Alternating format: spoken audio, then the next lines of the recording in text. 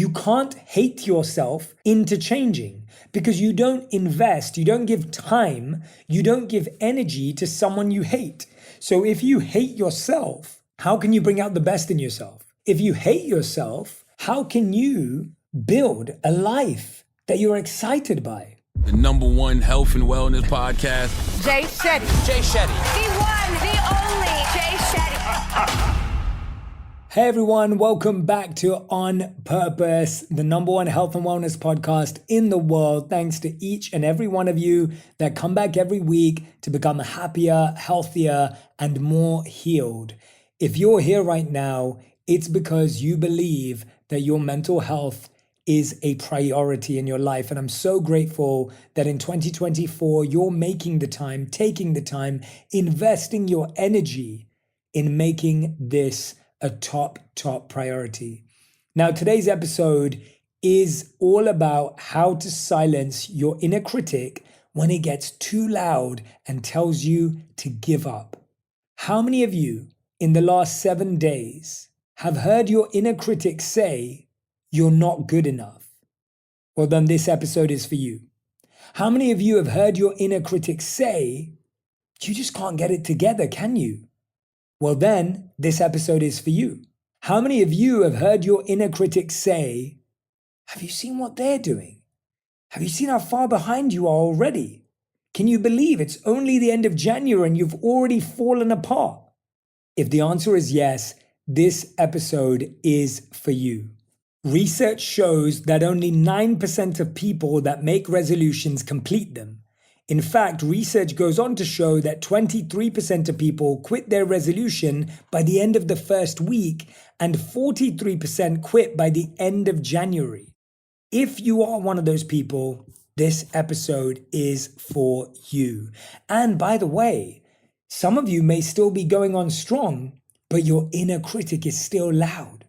Even if you're nailing your New Year's resolution, you're getting it right, you're on point, you're still hearing that voice say, you're not good enough, you're not strong enough, you're not moving fast enough, you're not getting better enough. So interesting. Now, what's really interesting is we're not struggling because we broke our New Year's resolution. We break our New Year's resolution because of how we talk to ourselves. Think about that for a second. The reason we quit doing something is because of the story we tell ourselves about it. Think about the last time you quit something. Think about the last time you gave up on something. Think about the last time you had a habit that you couldn't keep up.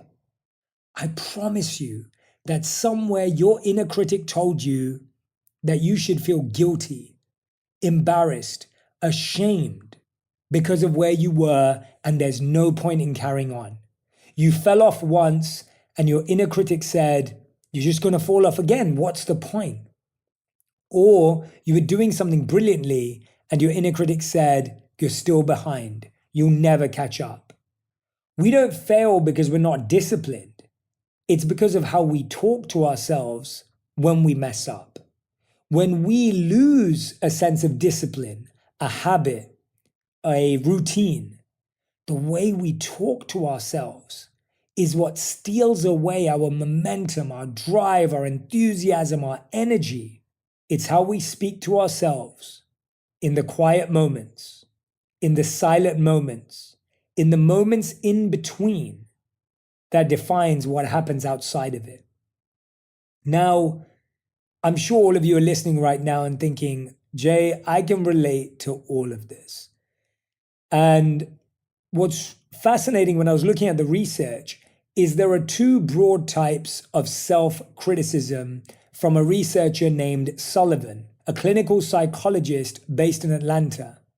Now, some of these thoughts, this inner critic, is first-person I statements like, I'm so lazy, I'm so complacent, I'm so not smart enough, right? Whatever it may be, it's I'm so fill in the blank.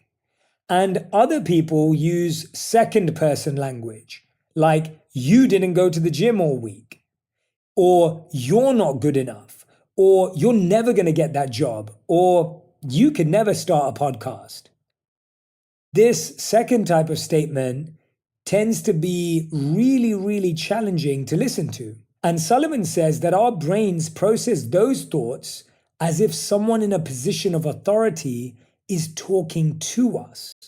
They know all our flaws and they pretend like they can predict the future, right? When you're hearing that voice that says, you can't do it, you're not good enough, you're not smart enough, it's actually even more challenging.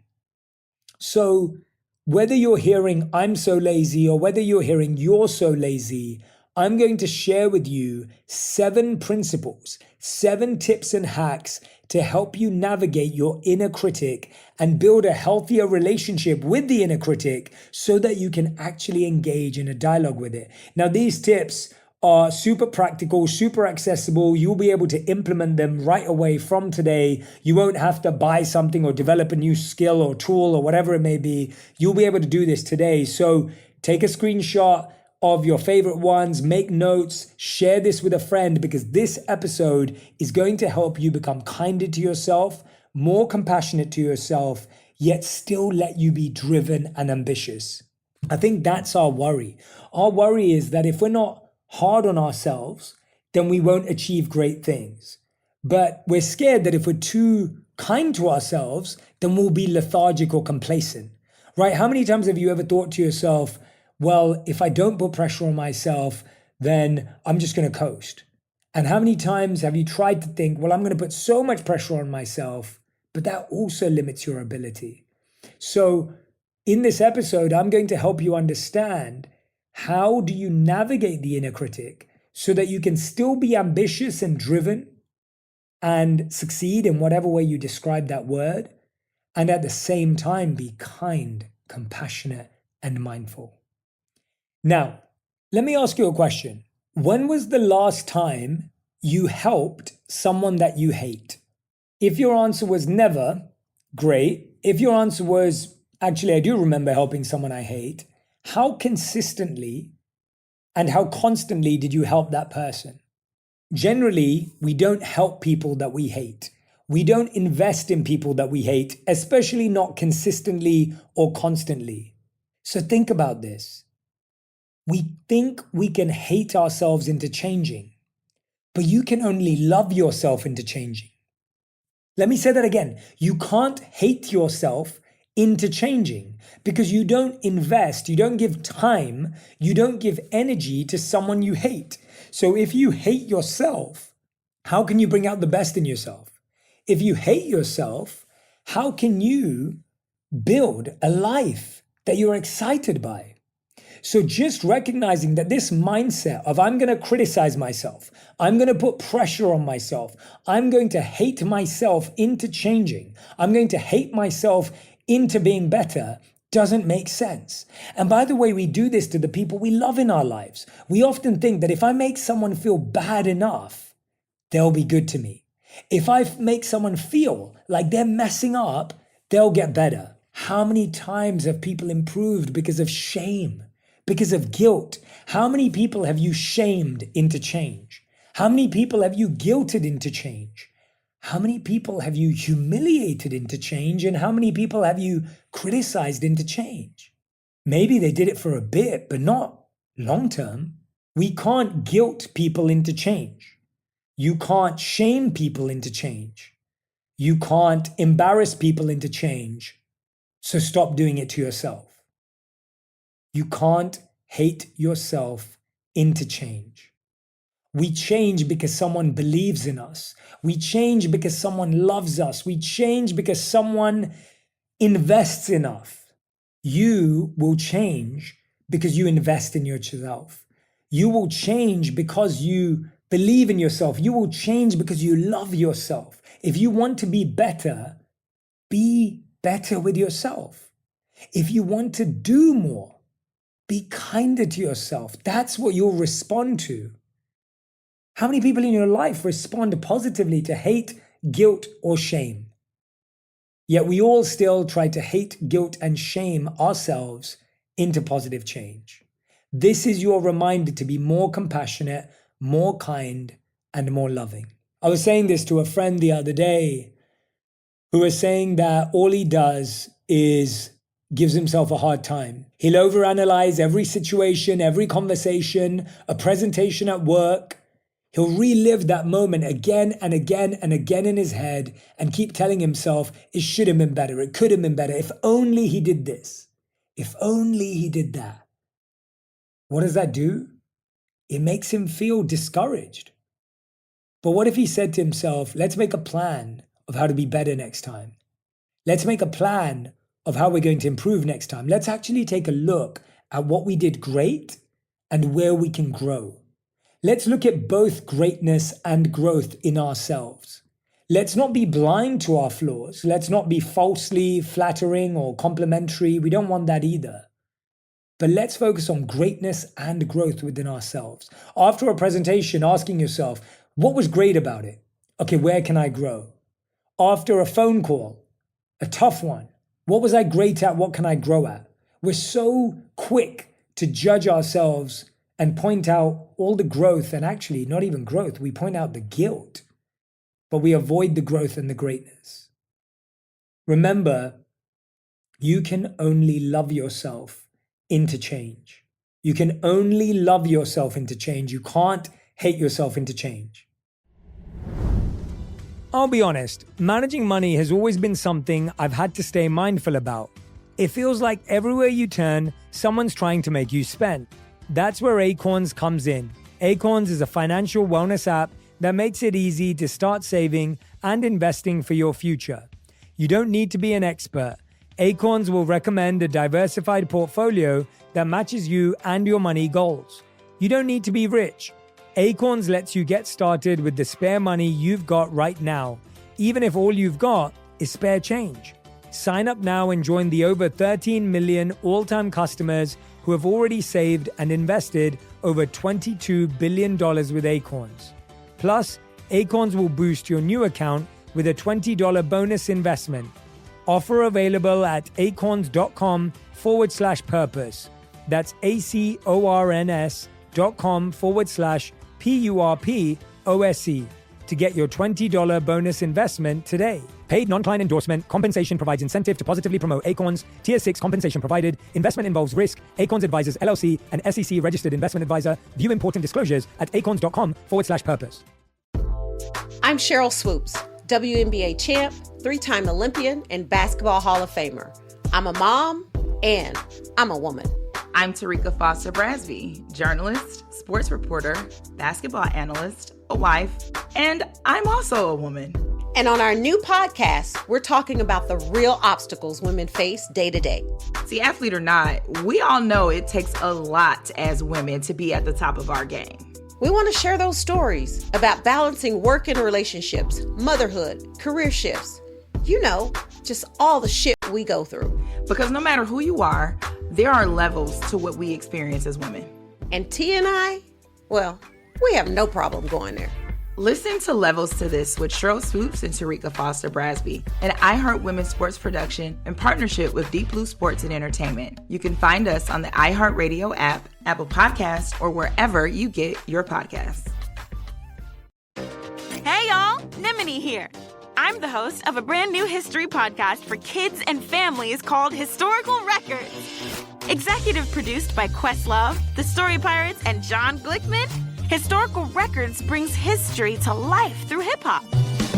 Smash, slam, another one gone. Bash, bam, another one gone. The crack of the bat and another one gone. The tip of the cap, cause another one gone. Each episode is about a different inspiring figure from history, like this one about Claudette Colvin, a 15-year-old girl in Alabama who refused to give up her seat on the city bus 9 whole months before Rosa Parks did the same thing.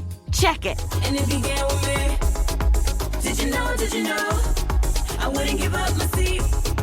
9 months before Rosa, it was Claudette Colvin. Get the kids in your life excited about history by tuning in to Historical Records. Because in order to make history, you have to make some noise. Listen to Historical Records on the iHeartRadio app, Apple Podcasts, or wherever you get your podcasts. Step number 2. This is a really important step. Give your inner critic a name. If we want to remove that idea of you're lazy or I'm lazy, we have to shift to recognizing that your inner critic is an external voice, that it isn't your voice. It's not how you feel about yourself. And this is a really, really important tool, because this next point that I want to share, and these both are correlated and connected, is your inner critic. It's not your voice because someone said it to you first. You may think it's your belief, but it's not your belief. You heard it from someone before. I remember having a client whose mum used to tell her that she looked overweight, that she looked fat, that she didn't look good when she was a young girl. And as she grew older, no matter how her body shaped and shifted and everything else, she still had that inner voice. No matter what she wore, if she wore a color that her mother didn't like, she heard her mother's voice. What happens though is that over time, the person's voice merges into sounding like yours. If you repeat someone else's statement enough in your mind, it sounds like it's your own voice. So I want you to think about it. Who said it to you first? And you might even name it that person. So if it was your mom, if it was your dad, if it was the teacher at school that kept saying something to you that has become that voice, maybe let's give that name to that voice. That way we can recognize that it's a conversation between us and our teacher or us and our parents, as opposed to us and ourselves. We start recognizing that it isn't how we feel about ourselves, that this is an adopted belief, that this is a belief that we've picked up. How does that help? When you give your inner critic a name, you start recognizing that this is a conversation, that this is a relationship that you've built, that you can distance from, that you can disconnect from, that it isn't something within you.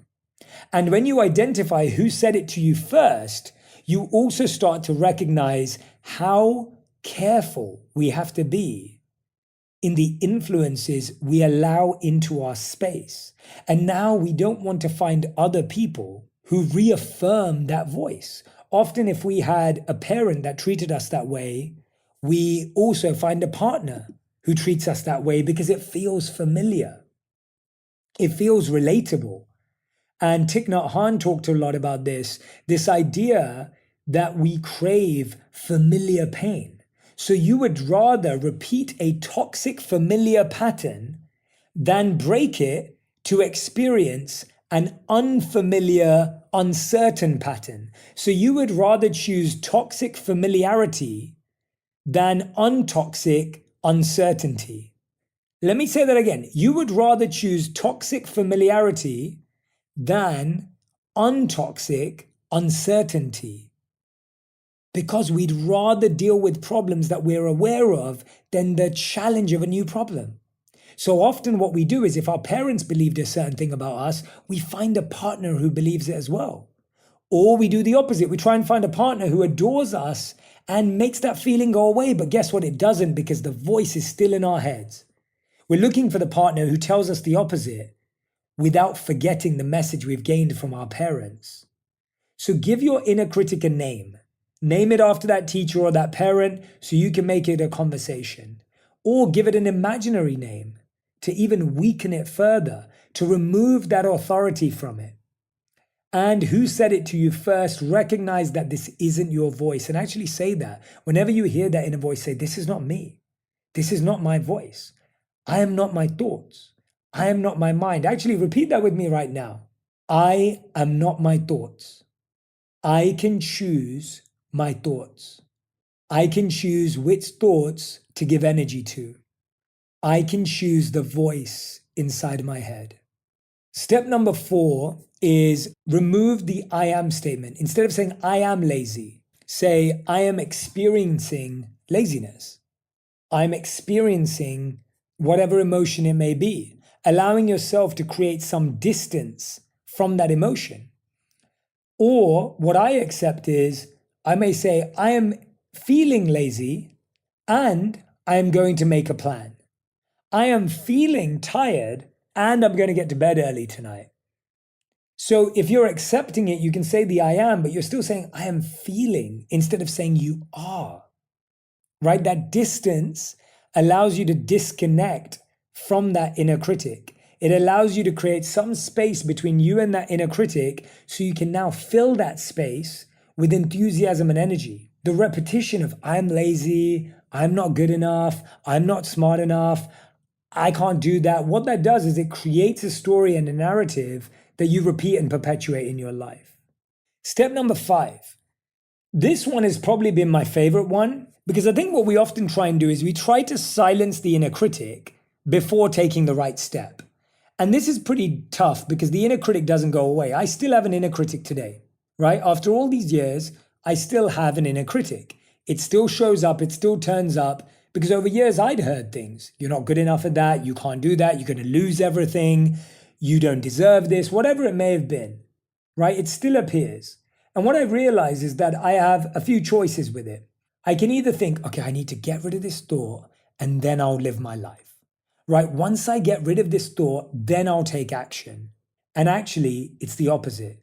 Don't let it stop you from making the right choice or taking action. You can be self-critical and still work out. You can be self-critical and still meditate. So often what we do is our mind says, oh, you missed meditation yesterday. What's the point of meditating today? And then you think, all right, well, let's not meditate today. Well, no, you can be critical of yourself and still turn up to meditation. You can be critical of yourself and still work out. And it's better to take the right action because the right action will allow you to gain more strength to have a healthier conversation. You'll then be able to say, well, I worked out today and I feel great. So I'm going to keep working out. And guess what? I feel great when I work out. So I'm going to keep working out. I'm going to keep building that muscle. So don't let something stop you from making and taking the right choice and right decision. So many of us block ourselves because of a couple of misses, because of a belief about ourselves. How many of you have missed out on a great opportunity that was offered to you because somewhere you felt you don't deserve that opportunity? Maybe you bumped into someone and they said to you, hey, message me, I'd love to talk to you about this opportunity. And you didn't even message because you were so scared that you'd mess it up and you'd rather not even turn up. You'd rather not even go there. How many of you in your life have tried something and because it didn't work out one day, because one day didn't go wrong, you changed your belief about yourself? Please, please, please. Your inner critic is a retrainable voice. Your inner critic is not a truth. Your inner critic is not a reality. Your inner critic is a changeable, trainable voice. And that's what we're trying to do here. We're trying to make it a voice that is like your coach in your mind, that is going to excel and allow you to want to do better. Ask yourself, when you want a friend to improve, when you want to encourage, cheer, and enthuse your friend, how do you talk to them? How would you explain them to be better? And this is an activity that I want you to do. Find the area of your life where you most overthink, overanalyze, and overwhelm yourself. What's something that triggers you regularly into your inner critic, giving you a hard and tough time? Let's say that when you make a mistake at work, that's when you're the kind of person that wants to lock yourself in a bathroom and completely, attack yourself. In that moment, I want you to ask yourself this question. How would I connect with a friend? How would I connect with a loved one if they just told me this news? How would I talk to them? Not what would I say to them? How would I talk to them? I'm sure it's with love. I'm sure it's with empathy. I'm sure it's with compassion. Okay, now what would you say to them? You wouldn't just say to them, hey, it's all going to be fine. And you wouldn't say to them, oh, you really messed up this time. You're the worst. You're going to get fired. You'd say, hey, let's figure out how we can avoid this mistake in the future. Let's figure out how to improve this situation right now. Let's build the skill set we need in order to perform better. Notice how the way you talk to yourself transforms how you talk to others and how you listen to others. I've realized that when I miss a day of going to the gym, giving myself grace allows me to commit again tomorrow. Making myself guilty may force me to work out today, but it doesn't last.